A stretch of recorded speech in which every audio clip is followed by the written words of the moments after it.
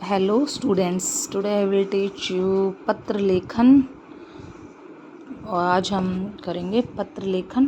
पत्र कितने प्रकार के होते हैं, पत्र किसे कहते हैं, तो करते हैं शुरू। पत्र शब्द पत्ते का तत्सम रूप है, यानी कि तत्सम रूप है, यानी कि उसका बदला हुआ रूप है। प्राचीन काल में पत्ते पर लिखकर ही अपने दूरस्थ मित्रों, यानी कि जो दूर मित्र रहते हैं, सगे संबंधियों को सूचनाएं भिजवाई जाती थी। कालांतर में इसका रूप कागज ने ग्रहण कर लिया है, यानी कि अब जो टाइम आ गया उसका रूप, जो पत्ते का जो रूप था, किसने ले लिया है, वो कागज ने ले लिया है।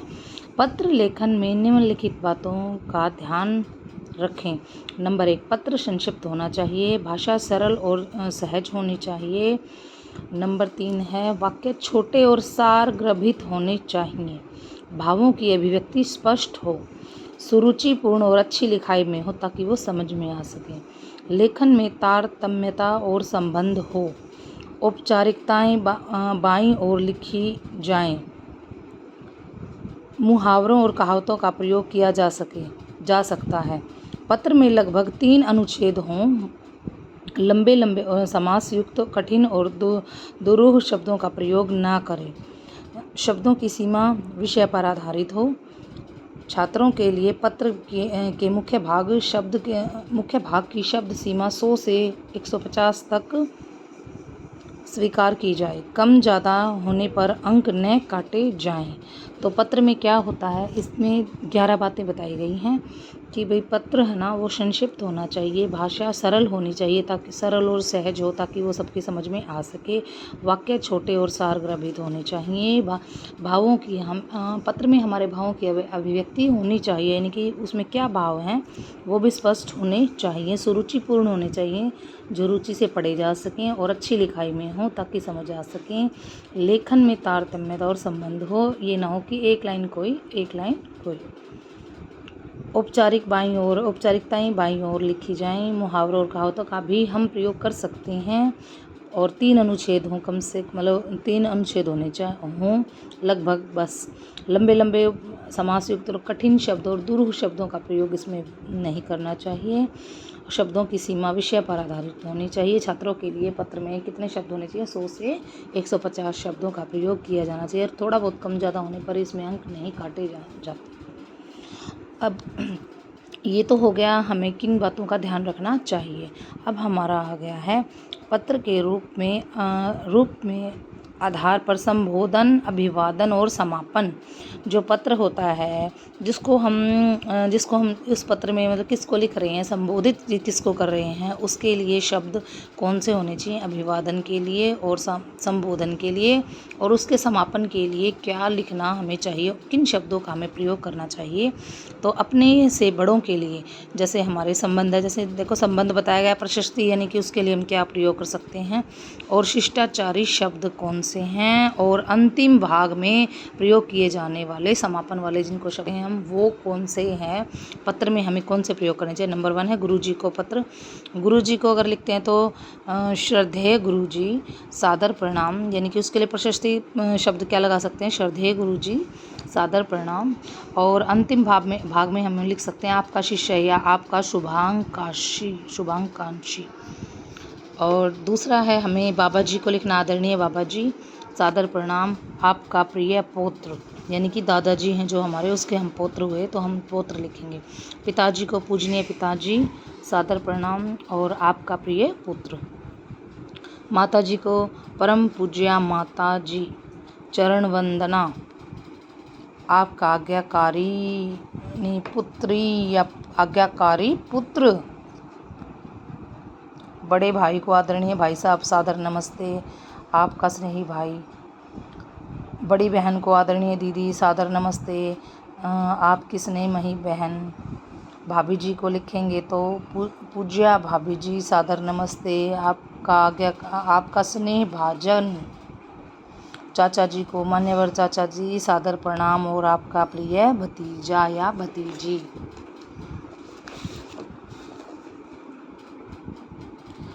उसके बाद है हमारा अपने से छोटों के लिए, पुत्र को अगर लिखना है प्रिय पुत्र, चिरंजीवी रहो और तुम्हारा स्नेही पिता शुभ चिंतक या माता शुभ चिंतिका। पुत्री को पुत्री को हम प्रिय सुमन, प्रिय प्रिय बेटी, स्नेह आशीष, और तुम्हारी स्नेहमयी माता। छोटे भाई को हम लिख सकते हैं प्रिय निखिल, प्रिय प्रिय भाई आनंदित रहो, तुम्हारा बड़ा भाई। छोटी बहन को प्रिय सीमा या प्रिय बहन, शुभाशीष, तुम्हारा बड़ा भाई या तुम्हारी बड़ी बहन। और अपने से समान आयु के लिए, आयु वर्ग के व्यक्तियों के लिए, परिचित को प्रिय बंधु, सस प्रेम नमस्ते, तुम्हारा स्नेह भाजन। मित्र को प्रिय मित्र, जय हिंद नमस्कार, और तुम्हारा स्नेही मित्र। सखी को प्रिय रत्ना, सस्नेह नमस्ते, तुम्हारी प्रिय सखी, तुम्हारी अभिन्न हृदया, सप्रेम नमस्ते। इस टाइप से अब हमारे आ गए हैं पत्र के प्रकार। पत्र कितने प्रकार के होते हैं? पत्र होते हैं 2 प्रकार के। नंबर 1 है औपचारिक, जिसको हम बोलते हैं फॉर्मल, और नंबर 2 है अनौपचारिक। औपचारिक और अनौपचारिक पत्र के होते हैं 2 प्रकार, जिन्हें हम व्यक्तिगत और पारिवारिक रूप से जानते हैं। उन्हें लिखे जाने वाले पत्र अनौपचारिक पत्र कहलाते हैं। भाई, जैसे भाई बहन, माता पिता और सगे संबंधी जो भी हैं आदि को जो लिखे जाते हैं ना पत्र, वो अनौपचारिक होते हैं। और ऐसे व्यक्ति को लिखे गए पत्र जिन्हें हमारा व्यक्तिगत संबंध नहीं है, जिनसे हमारा, जैसे किसी अधिकारी को, कार्यालय के मुख्य और प्रधानाचार्य को और संपादक को आदि को लिखे जाने वाले शिकायत सूची, सूचना संबंधी समस्यात्मक पत्र आदि औपचारिक पत्र कहलाते हैं। इनके 2 प्रारूप दिए गए हैं। आप देखते हैं दो प्रारूप तो किस तरह से लिखे जाते हैं। तो औपचारिक पत्र देखते हैं हम सबसे पहले। जैसे हमने टेलीफोन अधिकारी को शिकायत करनी है, सेवा में प्रबंधक यानी कि मैनेजर हैं जो उनके, टेलीफोन निगम पूर्वी क्षेत्र हरियाणा, विषय में जो ये टेलीफोन का नंबर का है, डैश नंबर का टेलीफोन खराब संदर्भ में, महोदय, जो भी हमें लिखना है कि भाई हमारा ये टेलीफोन नंबर है और ये ख़राब हो गया है, कृपया इसे ठीक कराया जाए। और भवदीय, लास्ट में हमें क्या लिखना है? भवदीय, यानी कि देखो ऊपर जिससे हम जिसको हम पत्र लिख रहे हैं उसका सेवा में प्रबंधक करके उसका टेलीफोन निगम, यानी कि वहाँ जहाँ पत्र हमारा जाना वहाँ का एड्रेस हो गया। विषय में हमें देना है कि जिस भी बात के लिए आप पत्र लिख रहे हो वो बात, जैसे कि इसमें टेलीफोन ख़राब होने के लिए है तो टेलीफोन ख़राब होने के संदर्भ में महोदय बोल दिया है। अब इसमें जो भी आपकी बात है वो लिखी जाएगी बीच में, और लास्ट में हमें करना है भवदीय, और जो भी आपका नाम है और जो भी आपका एड्रेस है। और ये संपादक को अगर लिखना है तो संपादक को पत्र के लिए जहाँ का भी वो संपादक है वहाँ का एड्रेस, और सेवा में संपादक महोदय, नव भारत टाइम्स, बहादुर शाह, जैसे इसमें ये एड्रेस बताया गया, बहादुर शाह जफर मार्ग, नई दिल्ली 110002। विषय में जो भी विषय है आपका, खराब कानून व्यवस्था सुधारने के संदर्भ में सुझाव, यानी कि जो कानून व्यवस्था है वो ख़राब हो गई है उसको सुधारने के संदर्भ में वो कुछ सुझाव दे रहे हैं, वो महोदया करके, जहाँ ये जो बीच का गैप है इसमें वही लिखना है जो आप, जिसके लिए आपने पत्र लिखा है वो डिटेल में लिख के नीचे भवदीय और अपना नाम और आप एड्रेस भी लिख सकते हैं। इस तरह से ये हमारे हो गए औपचारिक पत्र। औपचारिक पत्र हो गए हैं ये हमारे। अब देखते हैं अनौपचारिक पत्र। अनौपचारिक पत्र होते हैं जिनको हम जानते हैं, जो हमारे बहन भाई या माता पिता या जो भी हमारे जिनको हम जानते हैं, सगे संबंधी हैं, उनको जो पत्र लिखे जाते हैं उन्हें अनौपचारिक पत्र कहते हैं। जैसे सखी को जन्मदिन की बधाई के लिए पत्र लिखो, तो वहाँ पर जिसको भी हम पत्र लिख रहे हैं ऊपर उसका एड्रेस आएगा, उसको हम प्रेषक यानी बोलते हैं। वहाँ उसका एड्रेस, कंप्लीट एड्रेस होने के बाद उसके बाद हम डेट डालेंगे, दिनांक, और संबोधन के लिए हम लिखेंगे प्रिय सखी आकांक्षा, और अभिवादन के लिए हम लिखेंगे मधुर स्मृति, और यहाँ उसके जन्मदिन के बारे में कि भैया आपका जन्मदिन है, आपको बहुत बहुत बधाई हो।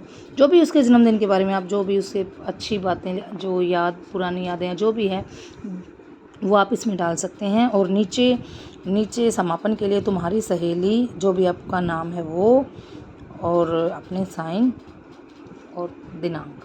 ये इस तरह से अनौपचारिक पत्र लिए जा सकते हैं।